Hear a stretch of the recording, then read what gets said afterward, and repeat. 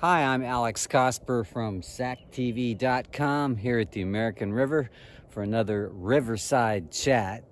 And it's November 24th, 2024. It's already, like 3 weeks past the election. Yeah. And they're still counting votes in Sacramento for mayor. Can you believe that? It's something like... it's real close. McCarty has 50%, like 50.9%, and Dr. Flo has like in the low 49% area. And they both have over 90,000 votes. Like she has like 90,000 and he has like 93,000 votes. And they're still counting votes. And we won't know, I guess, for a while, maybe. They haven't made it official yet. They say too close to call. However, Dr. Flo would need a big surge of sudden votes to overtake McCarty, is what I understand. In other words, he's not declared winner yet, but he's likely to win. Because it's going to be too much of a big jump for her in the final tallying of the votes.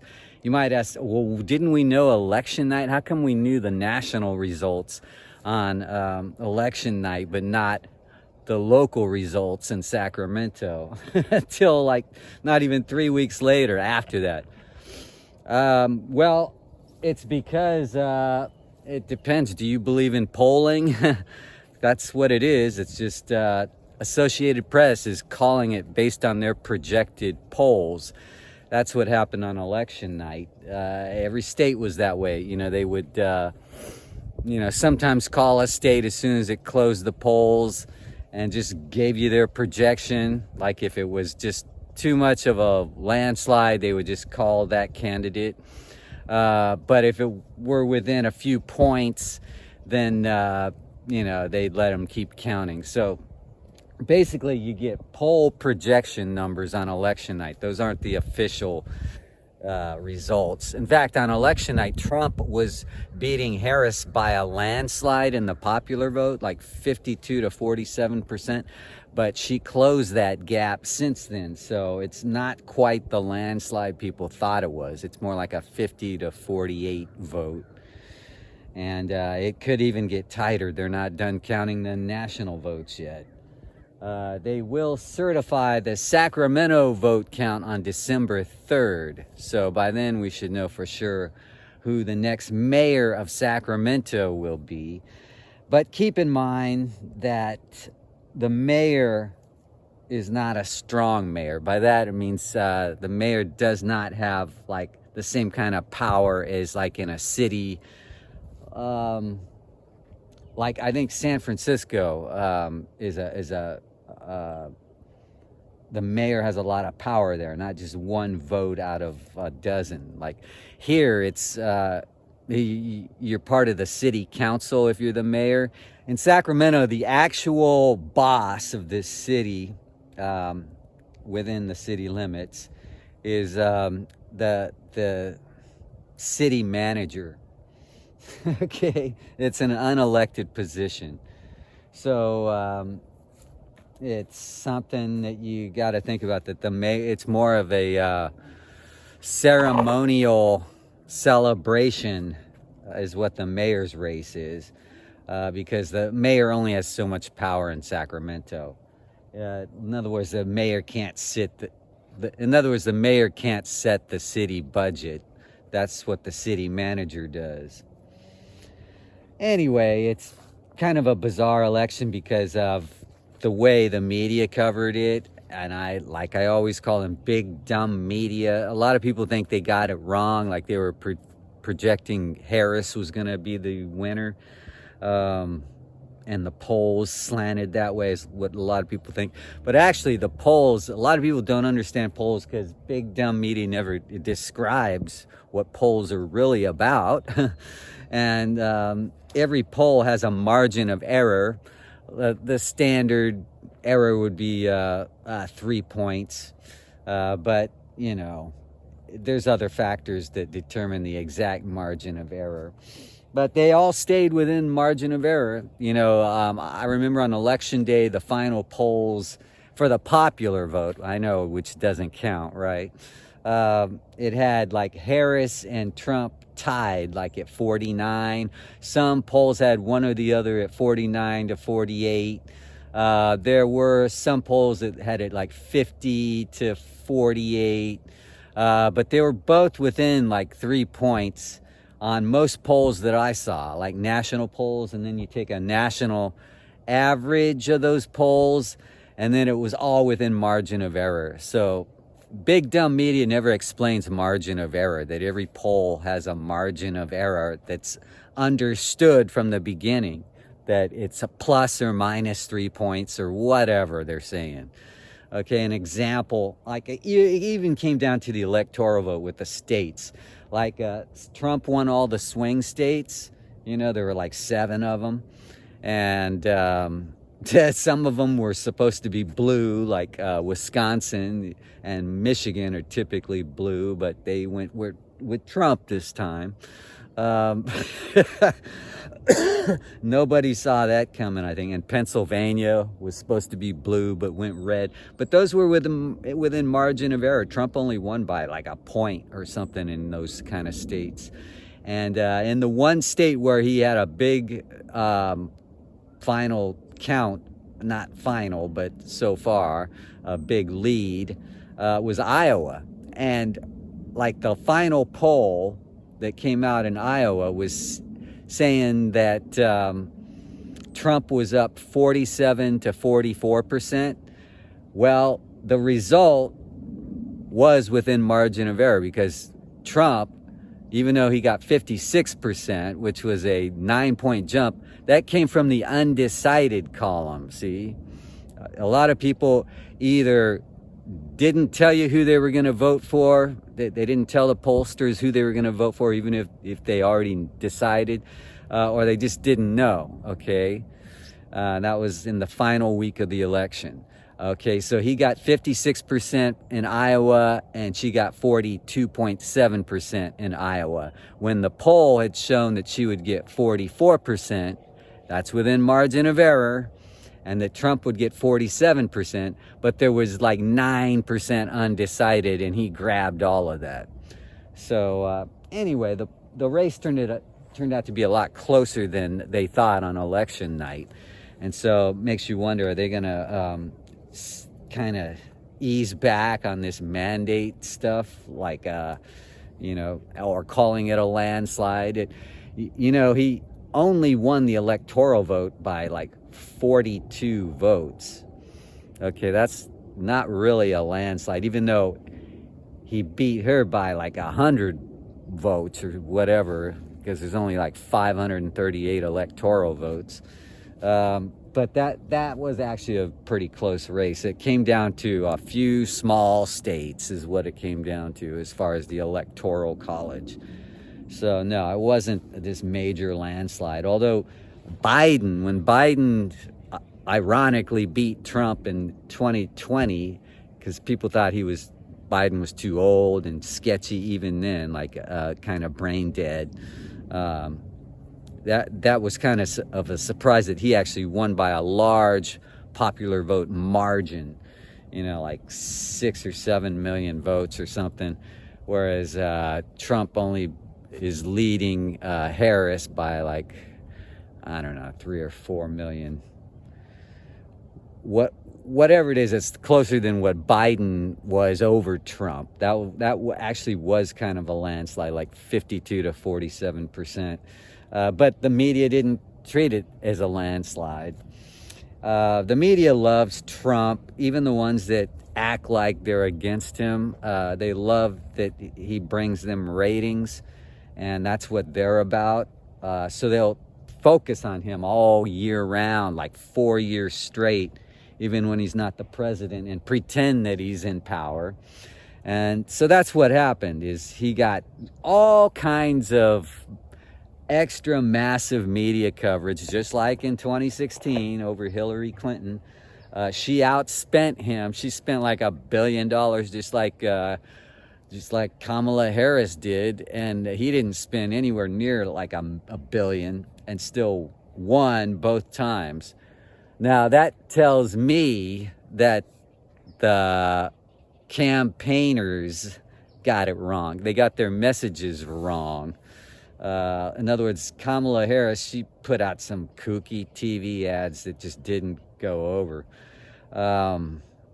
One of them was like all these male figures would say, "I'm a man," and you know, each one would introduce himself that way. "I'm a man, and I like my steak cooked this way," or whatever. It was just a dumb commercial, man.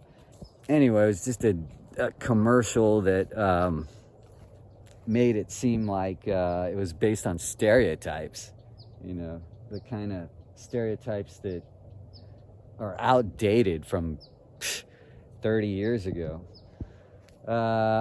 Anyways, lame campaign, didn't focus on the issues, the things. She tried to act like she used to work at McDonald's, and she said in speeches, yeah, we love hard work.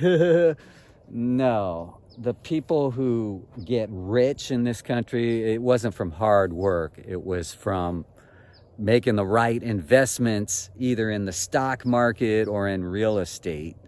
It's usually one or the other in those fields, or an inheritance, a large inheritance. But you don't hear about too many billionaires inheriting $1 billion.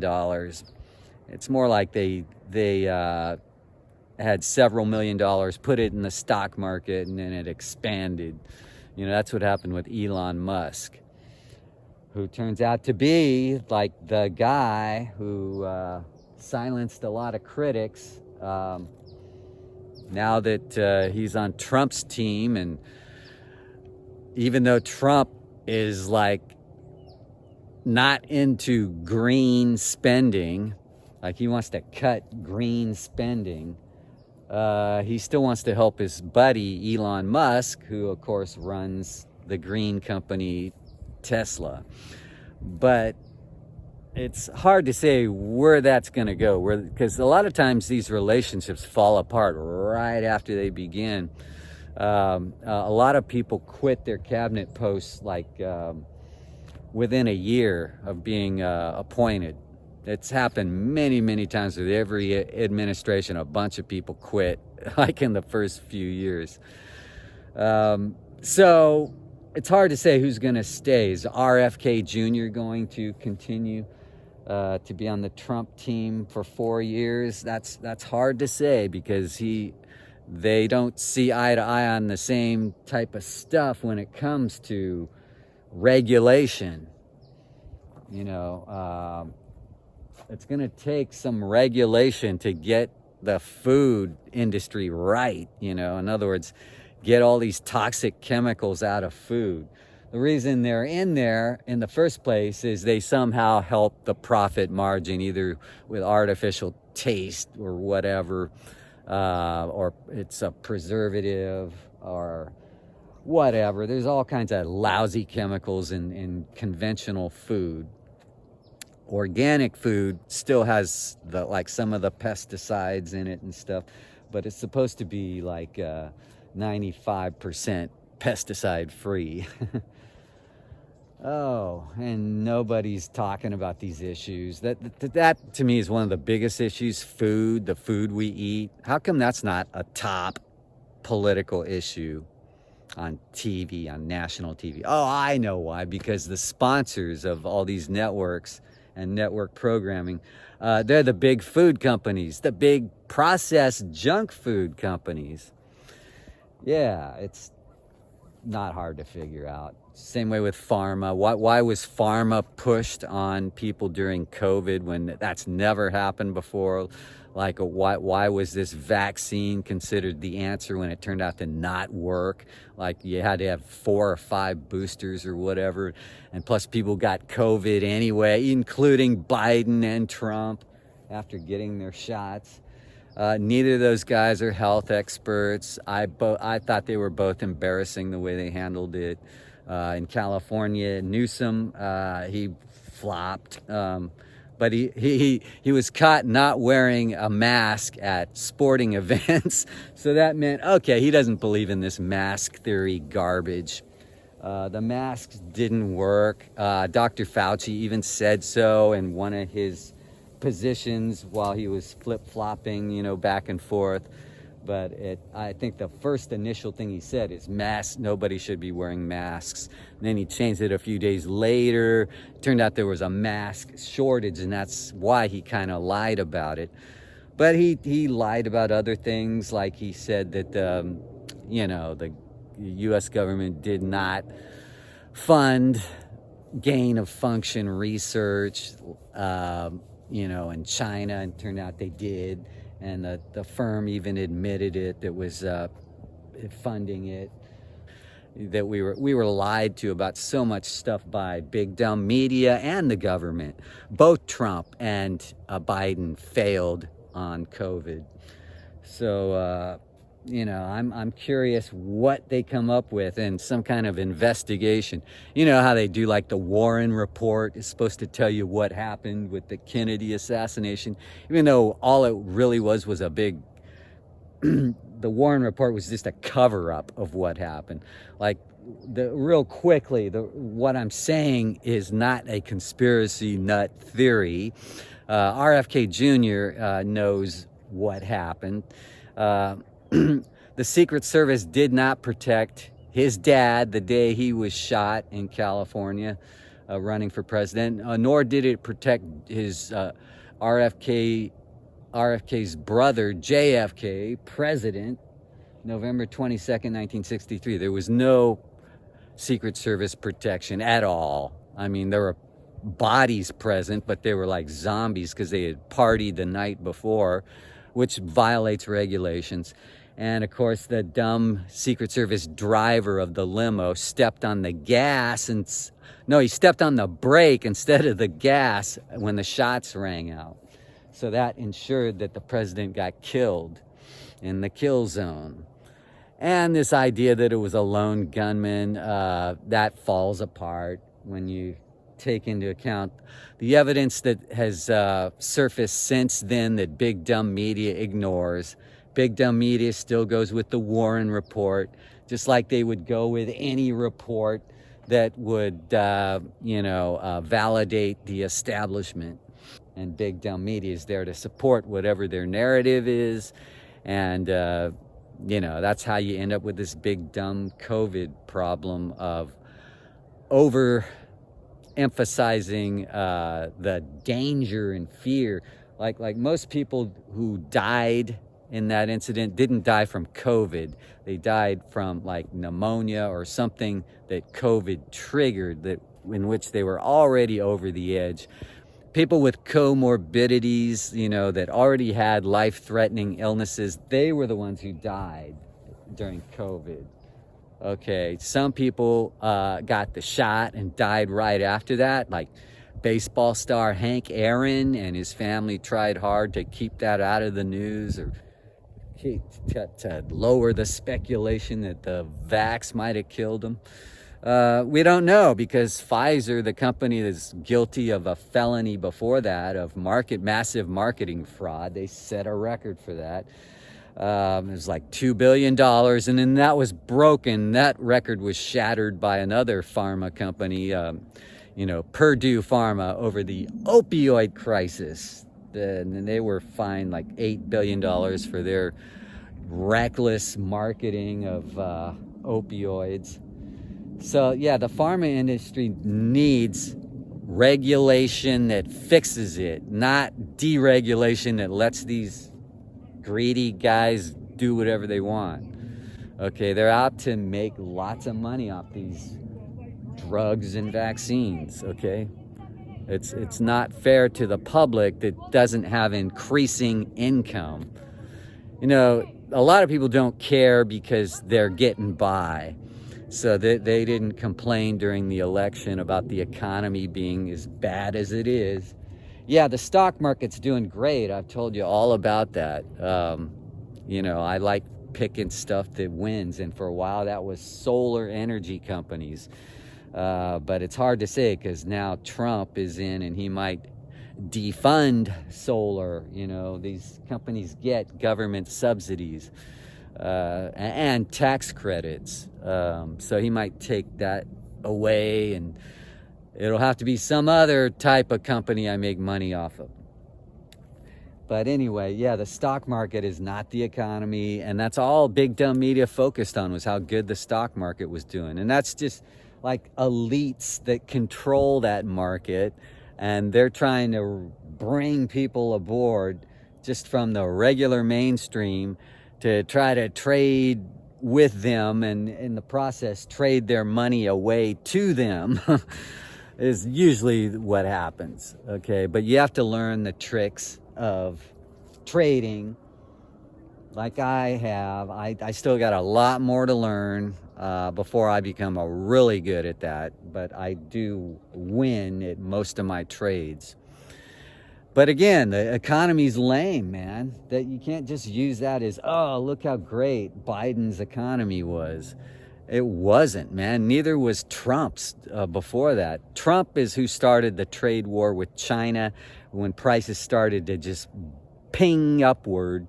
It tied up the ports, you know. That was the beginning of the supply chain crisis, when the ports were tied up with giant Chinese ships that were getting back at the U.S. for raising tariffs on their, you know, that what they were trying to export to the U.S. Anyway, I like talking about the gold rush because it's a big part of California history and actually world history, and it involves even this election, because this election, a big topic was immigration, and the California gold rush was like the biggest migration of people apparently in history, in United States history. It was like 300,000 people migrated to California, all because of the gold rush of 1849. Anyway, I'll talk more about the gold rush and other Sacramento, California stories and other riverside chats. And just remember, nature is the best thing that we've got, so we should appreciate it.